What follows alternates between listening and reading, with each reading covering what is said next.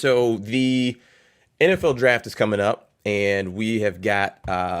I think it's pretty clear. I think we can bet that Aiden Hutchinson is looking like he's going to be the number one pick in the draft, and I'm curious to get your quick answer, Mark. Is what type of impact do you think that's going to happen or have with Michigan football, if any?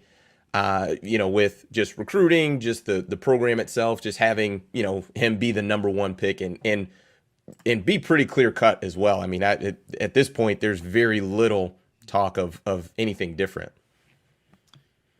Yeah, I think these players more now than ever have an eye to the NFL, and they want to know that they're going somewhere that's going to produce that.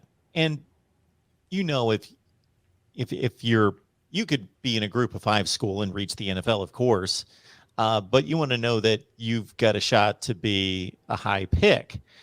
And Georgia's going to flood the draft. Alabama always floods the draft, but Georgia's run's going to be pretty ridiculous. It might.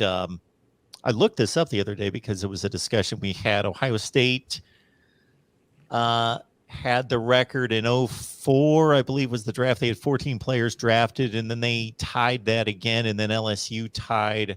So two Ohio State teams and LSU after that 2019 had 14 players drafted. Anyway, just repeatedly having the Michigan name called, especially near the top of the draft, because as you well know, a lot of people, like I'll watch the sixth or seventh round just as enthusiastically as I'll watch the first round. It's all interesting to me. In a sense, it's more interesting to me because I know the first 5 or 10 picks are roughly going to be this.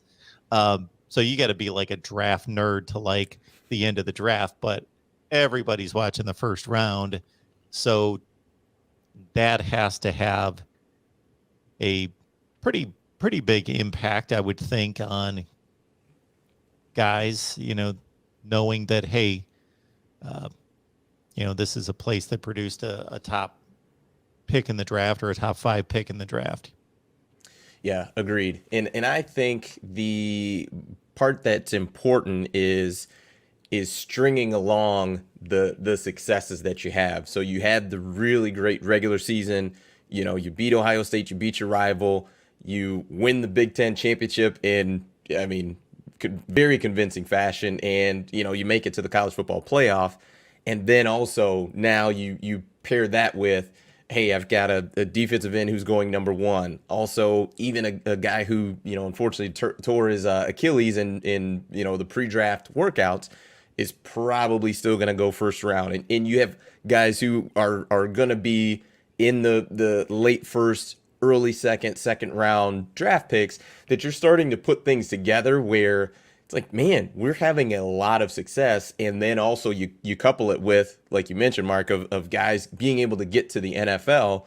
I mean, that's how you start to build, an elite program, not just a really good program, but when you're trying to take that next step, that next level, you can go to the top tier 5-star kid and say, listen, here's what we did with, Aiden Hutchinson. Here's what we did with Ojabo. Here's what we did with Dax Hill.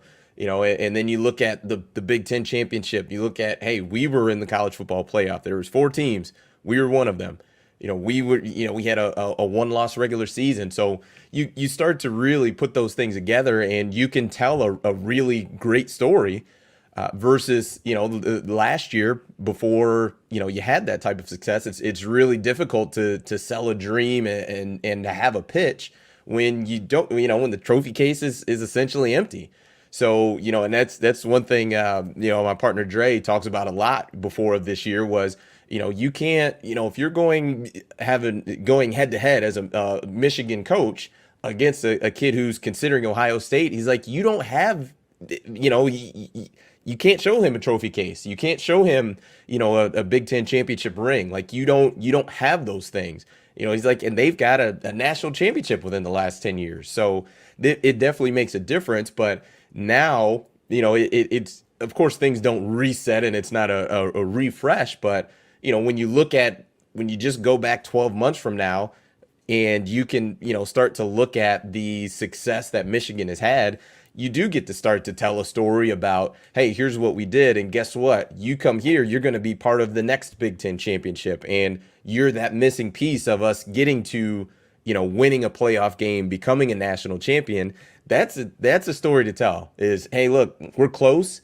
You could be that piece to push us over the top. Yeah, it's proof of concept. So most college football coaches are out there. Yeah, they're selling a vision, they're selling a concept, they're selling a relationship, they're selling a lot of different things, but they can't point to the trophy case, whether that be a national championship or a conference championship. So there's very few that can say, there's the evidence that we can achieve it here. So we achieved this level. Talking about Michigan, you can help us get to the ultimate, and also back to the NFL draft. I know a couple of years ago, Ohio State had 10 drafted, Michigan had 10 drafted, but I think it was very conclusive. It was very telling that Ohio State's 10 were drafted, like 3 in the first round, all 10 in the first 3 rounds. Michigan's was really concentrated at the back end of the draft, 5th, 6th rounders. And,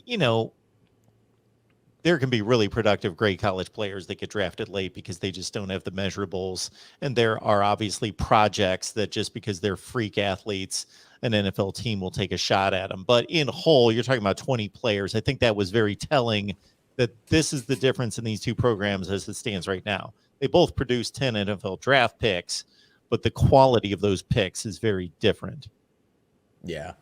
And that also plays into it as well, to have, guys that are front loaded versus your guys that get drafted are, essentially on the back end. So it'll be interesting. I think Michigan has been on a heck of a run. I think being able to kind of continue that success of, great regular season, you beat Ohio State, Big Ten championship, get to the playoff.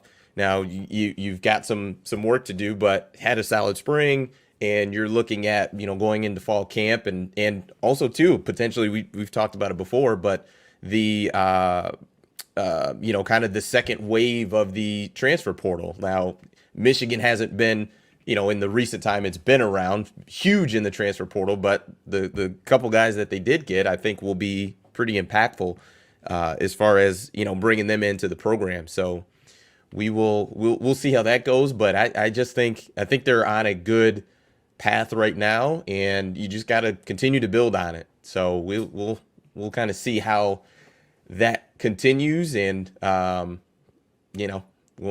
they can keep that rolling.